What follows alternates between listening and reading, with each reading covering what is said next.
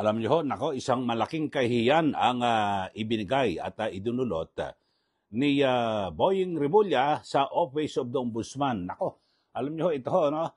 Grabe ho itong nangyari sa kagagawa ni Rimulya na kung saan ay sinabi niya na dapat daw na ituloy itong pagtatanggal kay Senator Joel Villanueva bilang senador ng Republika ng Pilipinas. At dahil sa meron itong kaso sa ombudsman noong 2016, wala pong kaalam-alam itong si Rimulya na na-dismiss na ho pala ito. Ito hong kaso ni Senator Joel Villanueva noong 2019. Ito ho, at talagang napakalaking kahihiyan ang ginawa. Dahil sa ang mga dokumento ay mismong naroon lang sa ombudsman. So lumilitaw na kung inutos daw sana ni Rimulya sa kanyang isa sa mga tauhan, ay na-check.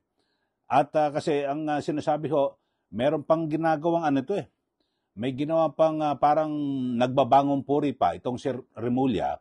At ang sinasabi parang sinikreto raw o surprise secret decision. Diyos ko po buhay ito. Sa tagal ko na ho sa media, mga kababayan, mahigit sa 30 years.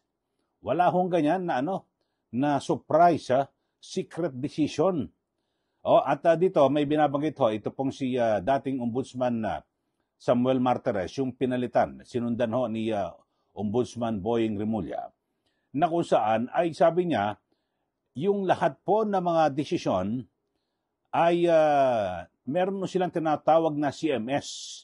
Ito ho yung Case Management System na kung saan lahat po ng mga kaso na nadesisyonan, nandun ho. Meron pong database, tinatawag CMS, Case Management System. Yun ho, at nakalagay ho ron na kasi noong July 2019 ay nagdesisyon po, ito pong si Ombudsman Martires, na ni-reverse niya po yung naunang desisyon ng kanyang sinundan naman na si Ombudsman Conchita Carpio Morales. So yun ho, mga kaubayan. At alam niyo ho, dito ho sa mga ganyan, halimbawa nagdesisyon po ang ombudsman, hindi ho pwede kahit na sumulat ka sa Senate President, ay hindi ho pwede na biglang tatanggalin na lang ang isang senador o congressman. Alam niyo ho ba, ay pagbobotohan pa yan, kailangan 2/3 ng mga senador ang sasang-ayon na ipatupad ang nasabing batas na yan. Yan po yung nasa ating saligang batas.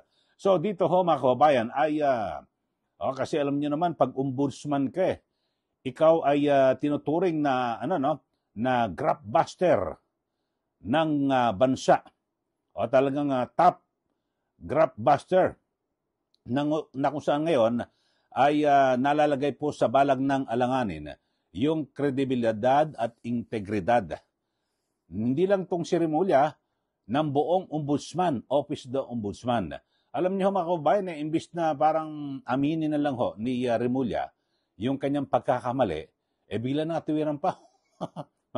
At sabi ho ni Rimulya, nagpa-press conference siya kasi napahiya siya, at hindi na raw niya itutuloy yung pagsulat kay Senate President Tito Soto na kung saan ay ito ho, na para ma-implement daw yung nasabing decision.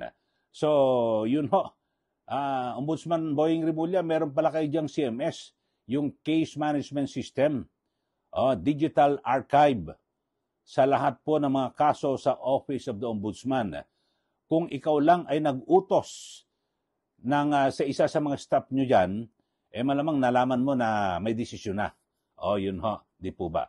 So ito, panoorin nyo ho, mga kababayan, yung pagpupumilit pa nitong si Ombudsman Boying Rimulya, at nagpapalusot pa ho dahil sa hindi raw alam. Kahit na i-google mo ito, na yung desisyon na ilabas ho yan At meron ding ipinakita, dito pong si Senator Joel Villanueva, meron pong transmittal na kung saan ay ipinapakita na ipinapaalam sa Senado sa pamamagitan ng Senate President. Kasi nataon noong 2019 ang Senate President ay itong si Tito Soto. Yun, ini-inform sila na na-dismiss ang kaso nitong si Joel Villanueva. So ito, panoorin nyo humana mga kababayan, ang pahayag ni Ombudsman Boying Rimulya na imbis na umamin sa kanyang pagkakamali, parang gusto niya pang intrigahin yung kanyang sinundan na si Ombudsman Samuel Martires. Pero ngayon, Buta-tao siya. Kasi sabi ko ni dating ombudsman na Samuel Martires, meron diyang CMS database o database, CMS, Case Management System, iyong digital archive ng lahat ng mga kaso. Ito, panoorin niyo mga kababayan, itong pahayag ni Ombudsman Boying Rimulya sa kanyang pangatwiran patungkol rito sa kanyang, nakuryente ho siya rito, nakuryente, na fake news. Itong si Ombudsman Rimulya. Panoorin at pakinggan niyo, mga kababayan. Lang siya nung sinabi kong may gagawin ang ombudsman tungkol dyan. So, it's a surprise, secret decision that came out. So it was a secret, sir? Well, nobody was raising that issue before. Joel Villanueva kept quiet through all the years. Ombudsman Martinez never spoke about it. Di ba parang secret decision siya? Alam niyo ba yun? Yan po ang pahayag ni Ombudsman Boying Rimulya. Kaya't wala, pahiyang-pahiyaw siya rito.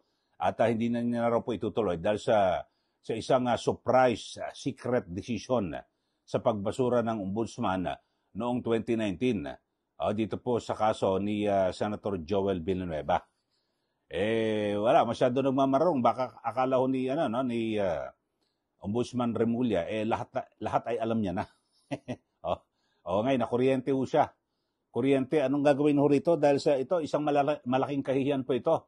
Ang ibinigay po ni Ombudsman Boying Rimulya sa buong tanggapan kasi siya po ay top graftbuster ng Pilipinas. Ikaw ay dapat yung may integridad mo. Magandang imahe. Paano yan ngayon? Nakuryente ka. Sa mga susunod na i-anunsyo mo, parang hindi dapat na agad na paniwalaan ng 100% dahil baka kuryente na naman ito. So, anong gagawin ho nito? Imbis na siguro magpaumanhin ka na lang na nagkamali ka na ang buong akala mo ay hindi pa na-dismiss itong kaso. O kaya naman ay kung ayaw mo ng gano'n na humingi ka ng paumanhin, mag-resign ka na. 'Di ba? At parang kasi sinisira mo yung imahe mismo sa kabuuan na yung institusyon. Yan po yung sa aking pananaw, mga kababayan. Sa ating mga suki at sa ating mga viewers na nanonood dito po sa ating channel, kayo po, ano masasabi niyo rito kay Ombudsman Boying Rimulya? Kasi kinakatwiran niya, ginagawa niyang alibi, isang surprise secret decision daw yung pagbasura ng ombudsman sa kaso ni Senator Joel Villanueva. Paano naging secret ito? Meron pang ipinadalang transmittal letter. May sulat pa ombudsman sa Senado na ito, dinidismiss na ang kaso. Tapos meron ding clearance ito pong sa ombudsman, si Senator Joel Villanueva, na ibig sabihin wala ho siya nakapending na kaso. So dito ho, mga kababayan, ay talagang meron pong pagkukulang. Ito pong si Ombudsman Boying Rimulya at hindi po niya na-check. Kasi kami, halimbawa ako, nasa mainstream ako at traditional media, ay kapag may mga ganyan, may mga erratum, di ba, sa print. Or babaguhin mo na umingi po kami ng paumanhin dahil sa yung unang nabanggit ho namin o napaulat ay mali po. Ito po ang tama. Siya ho, hindi. Pinanindigan niya pa Gusto niya pa hong pasamain. Batuhin ng putik. Ito pong si retired Ombudsman Samuel Martires. Sabi niya, kung pinatingnan mo sa staff mo, yung sa CMS database, malalaman mo. Lahat ng mga kaso ron na na-dismiss o na pawalang sala, andun, nakalista ho, mga kababayan. Kayo ho, ano masasabi niyo rito kay Ombudsman Boying Rimulya? Kasi ako, ang pananaw ko, masyado itong apurado. Apurado ho sa pagtugis sa mga oposisyon sa kalaban ng kanyang amo. Hindi amo. Yung nag-appoint sa kanya, si Pangulong Marcos Jr. So, masyadong apurado. Biro nyo, pag-upo, kung lahat to ng mga tinutumbok niya na dapat kasuhan, sina Senator Bongo, yung mga malalapit to sa mga Duterte, ay yun po ang inuuna.